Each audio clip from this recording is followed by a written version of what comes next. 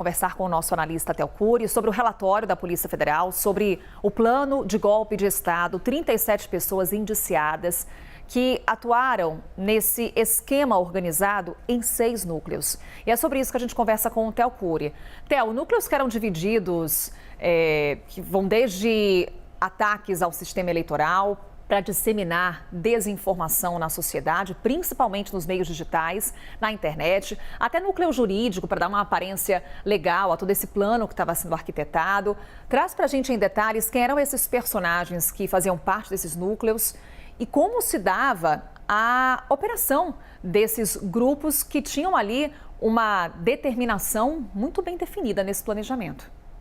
Tinha uma divisão bem feita, de acordo com a Polícia Federal, cada um agia. Obviamente tinha uma pessoa, algum suspeito que participava de mais de um núcleo, mas a ideia era que eles se dividissem nesses 6 núcleos. A gente separou, então, uma arte para mostrar quais são esses 6 núcleos que foram elencados pela Polícia Federal no âmbito dessa investigação.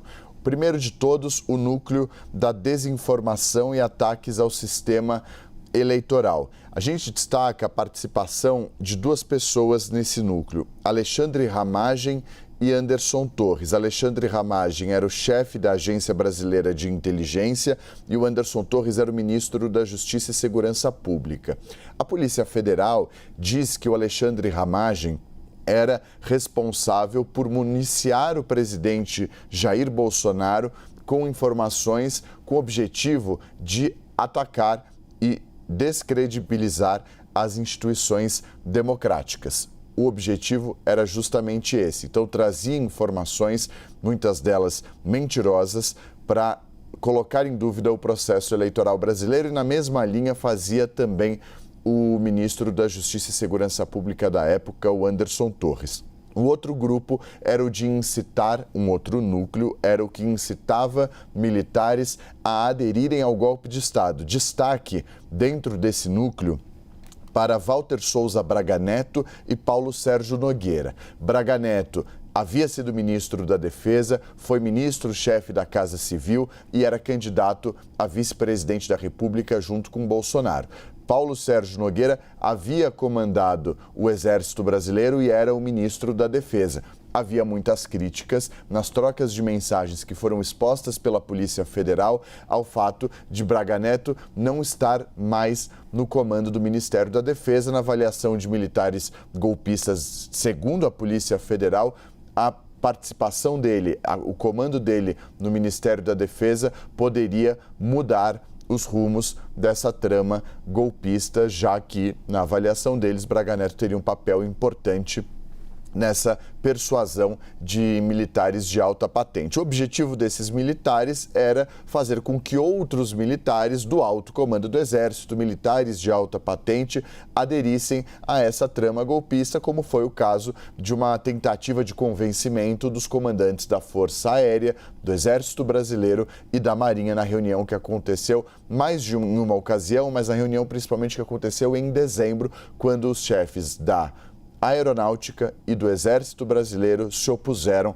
a essa tentativa e isso foi considerado crucial pela polícia para que esse plano não fosse adiante. Há também o núcleo jurídico, que contava com a participação de Felipe Martins e também do Anderson Torres, que era o ministro da Justiça e Segurança Pública. Felipe Martins, junto com Anderson Torres, foi apontado pela Polícia Federal como responsáveis por elaborarem, junto com Jair Bolsonaro, a minuta do golpe. Felipe Martins era assessor para assuntos internacionais da Presidência da República e foi ele quem participou dessas reuniões com Jair Bolsonaro para apresentar a minuta golpista, aquele decreto de estado de sítio, de estado de defesa aos comandantes das forças. Numa segunda tela, há o resto desses núcleos mencionados pela Polícia Federal e que vocês acompanham a partir de agora. A gente já viu da desinformação e ataques ao sistema eleitoral, de incitar militares a aderirem ao golpe de Estado e o núcleo jurídico.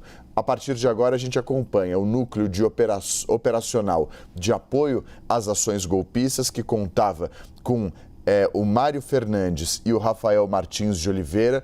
O Mário Fernandes responsável pela elaboração desse plano golpista, general do Exército, e que também liderava esse grupo de kids pretos. Rafael Martins de Oliveira, de vulgo Joey, é um dos kids pretos.